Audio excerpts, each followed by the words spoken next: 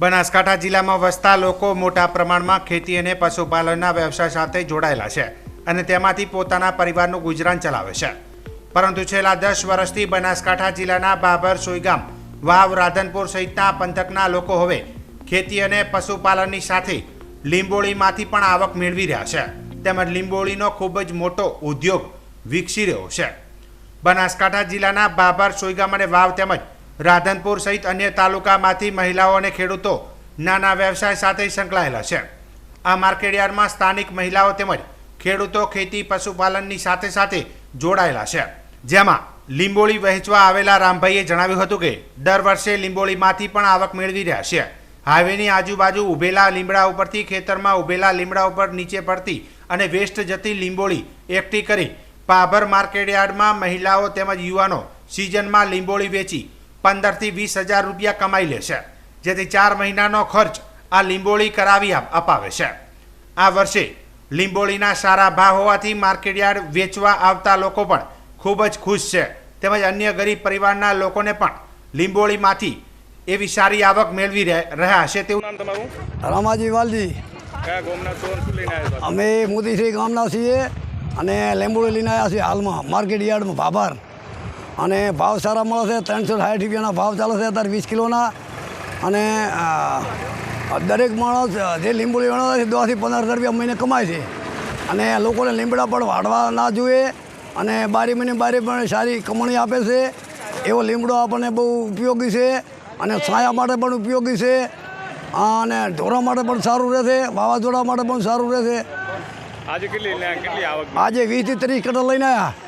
સિઝનમાં કેટલી આવક મેળવો તમે? સિઝનમાં 10 થી 15 હજાર રૂપિયા મહિને. એ આવકથી પરિવારનું ચાલી રહે? હા, આવક મળી રહે. કરિયાણો મહિના સુધી ચાલે. આખા 4 મહિના રોટલા મળે. બાબર માર્કેટયાર્ડના સેક્રેટરી સંજયભાઈ ચૌધરીએ જણાવ્યું હતું કે બાબર માર્કેટયાર્ડ લીંબોળીનું હબ ગણાય છે. વરસાદની સિઝન શરૂ થતાં જ આ માર્કેટયાર્ડમાં લીંબોળીની આવક શરૂ થઈ જાય છે.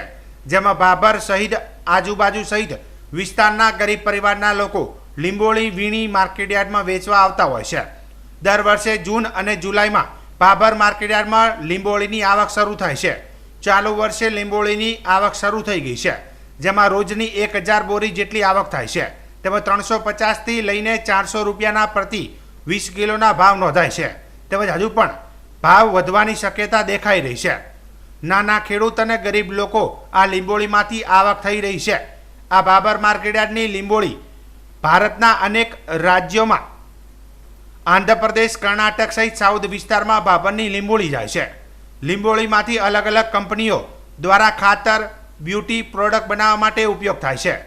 જેથી દિવસે ને દિવસે લીંબોળીની માંગ ખૂબ જ વધી રહી છે. ગત વર્ષની સરખામણીએ આ વર્ષે પણ લીંબોળીના ભાવ જળવાઈ રહ્યા છે. પરંતુ અત્યારે શરૂઆતમાં દરરોજની 1000 બોરીની આવક નોંધાઈ રહી છે. પરંતુ ધીમે ધીમે આવક વધશે, જેથી દરરોજની 10,000 બોરીની આવક નોંધાઈ શકે છે. જોકે બનાસકાંઠાનું બાબર એ લીંબોળીનું હબ ગણાય છે. વાત સાચી છે તમારી. જે બાબરમાં છેલ્લા ઘણા સમયથી જે અત્યારે વરસાદી સિઝન હોય એટલે લીંબોળીની આવક સ્ટાર્ટ થાય છે, શરૂ થાય છે. જે એમ કે મધ્યમ વર્ગના લોકો હોય એ બધા લીંબોળી નીચેથી લીંબોળી વીણી અને માર્કેટયાર્ડમાં વેચવા આવે છે. જે અત્યારે હાલ જે લીંબોળીની ગણો ને છેલ્લા 10 દિવસથી આવક સ્ટાર્ટ થઈ છે, મતલબ શરૂ થઈ છે લીંબોળીની આવક. એ અત્યારે પર ડેની 50 ટન અંદાજિત 1000 બોરીની અત્યારે હાલ આવક છે. અને ભાવ છે 350 એબાઉટ ભાવ છે, જે ઊંચામાં ઊંચો. અને વધુમાં પણ 400 એબાઉટ સુધી જાય છે અને ભવિષ્યમાં વધવાની પણ શક્યતા છે. અને આ લીંબોળી જે ભારત રાજ્યના ઘણા એવા છે રાજ્યો, જે આંધ્રપ્રદેશ છે, અલગ અલગ ત્યાંના સાઉથના છે, એ ત્યાં જગ્યાએ જાય છે અહીંથી બાબરથી. અને એ લીંબોળીની પ્રોડક્ટનું જે આપણે રાસાયણિક ખાતરો હોય કે પછી કોઈ ફાર્માસ્યુટિકલ કંપની હોય અથવા કોઈ બ્યુટી પ્રોડક્ટ હોય તો એમાં પણ આનો યુઝ થાય છે. એટલે દિવસે ને દિવસે લીંબોળીની માંગ વધવાની છે અને જે ભાવ પણ વધશે એવું અમારું છે માનવું. ગત વર્ષે પણ સેમ ભાવ હતો, 300 થી 350 એબાઉટ. અને એ પ્રમાણે હવે શરૂઆત થતાં મતલબ શરૂઆતમાં આ જ ભાવ હોય છે, પણ ધીમે ધીમે શરૂઆત થતાં 10,000 બોરી સુધી આવક પહોંચી જાય છે. ન્યૂઝ ઇન્ડિયા ટીમે ઇન્ટરનેટના માધ્યમથી આ લીંબોળીનો શું ઉપયોગ થાય છે તે જાણવાનો પ્રયત્ન કર્યો ત્યારે જાણવા મળ્યું કે લીંબોળીનો વેપાર માત્ર બાબર માર્કેટયાર્ડમાં થાય છે, જે ગુજરાતમાં સૌથી વધુ લીંબોળીની આવક ધરાવતું માર્કેટયાર્ડ છે. દર વર્ષે બાબર માર્કેટયાર્ડ લીંબોળીની ખરીદી થાય છે અને છેલ્લા 10 વર્ષથી લીંબોળીની ખરીદી કરી વિદેશમાં પણ મોકલે છે. તેમને પોતાની નેશનલ બાયોસાઇઝ કંપની છે, જેઓ IFFCO, GNFC, chamber fertilizer, IPL જેવી કંપનીઓમાં ન્યૂ ઓઇલ સપ્લાય કરે છે.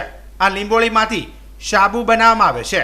કોસ્મેટિકની અલગ અલગ ચીજ વસ્તુઓ તેમજ ખેતીમાં પણ ઉપયોગ થાય છે, જેથી ખેડૂતોને ખૂબ જ લાભ થાય છે અને ખેડૂતોને પેસ્ટિસાઇડનો ખર્ચ પણ ઓછો થાય છે.